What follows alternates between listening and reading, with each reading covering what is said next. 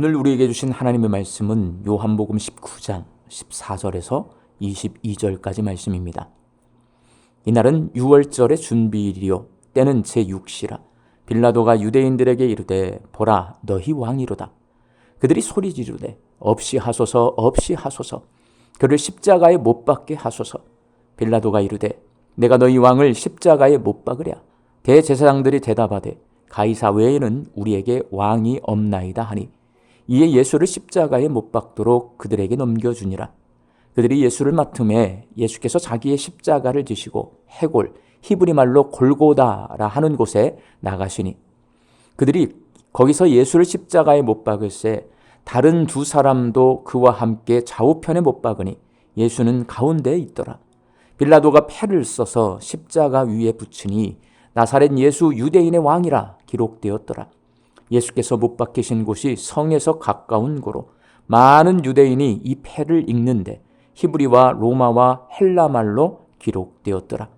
유대인의 대제사장들이 빌라도에게 이르되 유대인의 왕이라 쓰지 말고 자칭 유대인의 왕이라 쓰라 하니 빌라도가 대답하되 내가 쓸 것을 썼다 하니라. 아멘. 오늘 본문 말씀은 예수님이 십자가에 달려 돌아가시는 장면이 기록되어 있습니다. 십자가는 예수님의 죽음을 상징하는 심벌입니다. 죽음하면 떠오르는 것이 장례식장이나 무덤입니다. 장례식장이나 무덤을 좋아하는 사람은 아무도 없습니다. 죽음을 부정한 것으로 생각하고 죽음을 두려워합니다. 그래서 장례식장이 동네에 들어오는 것 싫어하고 우리나라 사람들은 동네에서 멀리 떨어진 산에 무덤을 만듭니다. 죽음과 관련된 상징물 가운데 십자가처럼 우리 삶 가까운 곳에 자리 잡고 있는 것은 없습니다. 그렇게 죽음의 상징인 십자가는 우리 일상생활 가까이 있다 보니 익숙해지다 보니 십자가의 의미에 대해서 무뎌집니다. 예수님의 죽음을 기억하는 십자가 앞에서 우리는 무슨 생각을 해야 할까요? 가장 먼저 우리는 십자가 앞에서 죽음이 고통스럽다는 것을 생각해야 합니다. 신약 성경의 복음서들은 예수님의 죽음을 자세하게 기록해 놓았는데 이를 통해 우리가 알 수 있는 것은 죽음이 고통스럽다는 겁니다.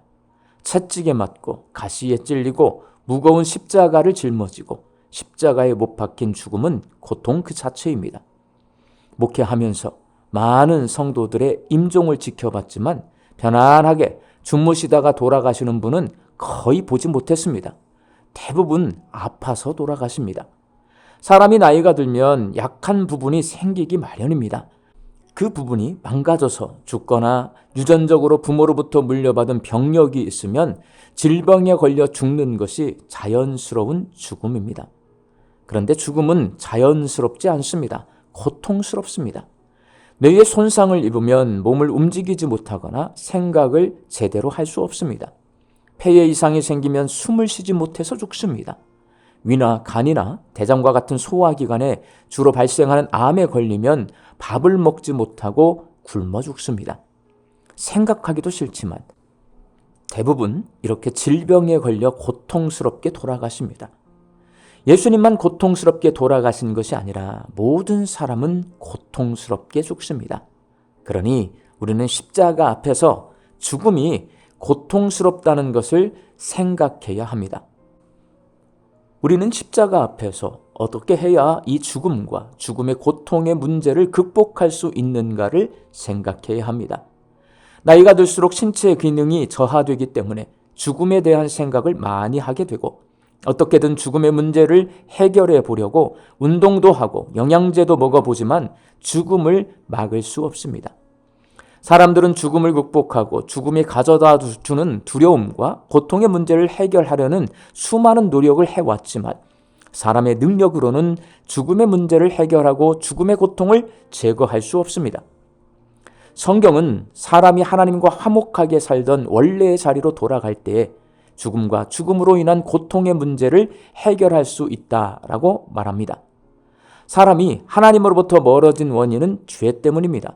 그러니 죄의 문제를 해결할 때 하나님께로 돌아갈 수 있는데 십자가가 죄의 문제를 해결하고 하나님과 화목하게 살던 원래의 자리로 돌아가는 길입니다. 예수님이 십자가에서 돌아가신 이유는 우리의 죄를 용서해 주시기 위해서입니다. 예수님이 내 죄를 대신 짊어지신 속죄 제물로 십자가에서 죽으심으로 말미암아 내 죄를 대속해 주셨습니다. 그래서 예수님은 자신의 피를 사람들을 위하여 흘리는 언약의 피라고 말씀하셨습니다. 십자가에서 우리의 죄와 죄로 인한 죽음의 고통의 문제를 해결받고 하나님과의 관계를 회복시켜 주시겠다고 약속해 주신 것입니다. 성경은 이를 새 언약이라고 말씀합니다. 그러니 우리는 십자가 앞에서 죽음과 죽음의 고통을 해결해 주시겠다고 약속하신 하나님의 새 언약을 생각해야 합니다. 그리고 예수님이 내 죄를 용서해 주시기 위해 이 땅에 오신 구세주이심과 예수님의 십자가에서 흘리신 피로 내 죄를 용서받고 죽음과 죽음의 고통에서 자유하게 되었다는 것을 믿음으로 하나님과의 새 언약을 성사시켜야 합니다. 사랑하는 광주 양림교회 성도 여러분, 십자가를 바라보며 내가 죄인이고 죄와 죽음 때문에 내가 고통받고 있다는 것, 그리고 이 죄와 죽음과 고통의 문제를 십자가에서 돌아가신 예수님을 통해 해결받을 수 있다는 것을 생각하시기 바랍니다. 목회를 하면서 30대 중반의 젊은 집사님이 유방암으로 세상을 떠나는 모습을 지켜본 적이 있습니다. 남편도 있고 아이들도 있는데 암으로 죽는다 생각하니 굉장히 마음이 답답했을 겁니다. 안타깝고 슬프고 고통스럽지만 그 아내 된 집사님은 예수님을 믿는 믿음 때문에 두려워하거나 슬퍼하지 않고 담대하고 평온하게 죽음을 받아들였고, 남편 집사님은 아내의 영혼을 예수님께서 책임지신다는 확신과 온 가족이 믿음 가지고 살게 하신 것에 대한 감사를 드리는 모습을 곁에서 지켜본 적이 있습니다. 내가 왜 죽는지, 죽음을 어떻게 극복할 수 있는지를 아는 사람은 생각이 다르고 삶이 다릅니다. 십자가 앞에서 죽음과 죽음의 고통과 예수님을 통한 새 언약을 생각하면서 십자가의 은혜를 새롭게 회복하는 우리 광주 양림교회 성도들이 되시기를 주님의 이름으로 축원합니다. 함께 기도하겠습니다. 하나님, 2025년 사순절 기간을 살고 있습니다. 이 사순절 기간에 십자가 앞에서 죽음과 죽음의 고통에 대해 다시 한번 생각할 수 있게 하여 주옵소서.